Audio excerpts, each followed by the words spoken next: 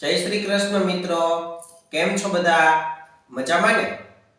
ચાલો આપણે એક વાતની શરૂઆત કરીએ. એક માછીમાર છે. એ માછીમાર છે એ રોજ માછલા મારીને પોતાનું ગુજરાન છે એ ચલાવે છે.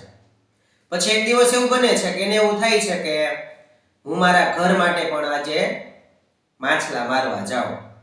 એટલે માછલા મારવા જાય છે ને, જેવું જાળું નાખે છે એટલે એમાંથી નાની એવી માછલી બે ત્રણ આવે છે.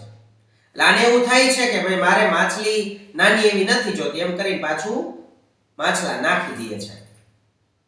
ફરી વખત એ જાળ નાખે છે, ફરી વખત એક જ માછલું આવે છે, ફરી વખત એ પાણીમાં નાખી દે છે. બને છે એવું મિત્રો કે બીજો મછવારો માછલી મારવા માટે આવે છે. જેવું જાળું નાખે છે એટલે વિષક માછલીઓ છે એમાં નાની નાની આવે છે. એટલે એ પોતાના એક બીજા બેગની અંદર એ નાખી દે છે અને ત્યાંથી ચાલતો થાય છે. ચાલતો થાય છે એટલે પેલા મછવારાને કહેતો જાય છે કે ભાઈ તે એક એક માછલી જો રાખી હોત તો તારે કેટલી માછલી થઈ જાત અને તારા ઘરે પણ તું લઈ જઈ શકત. એટલે આ હું ચાલ્યો.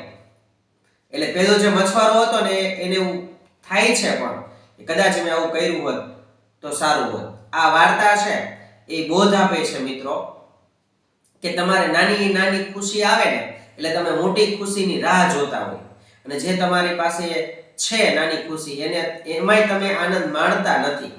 એટલે તમારી પાસે જે ખુશીઓ છે, જે ખજાનો છે એનો તમે આનંદ માણો, મોટી ખુશીની રાહ ન જોવો. કારણ કે એ ખુશી જોવા માટે તમે તમારી પાસે જે અત્યારે પલ છે, અત્યારે સમય છે એને પણ તમે વેડફી દો છો. આ વાત ગમી હોય લાઈક કરો, શેર કરો અને સબસ્ક્રાઇબ કરો. જય હિન્દ, જય ભારત.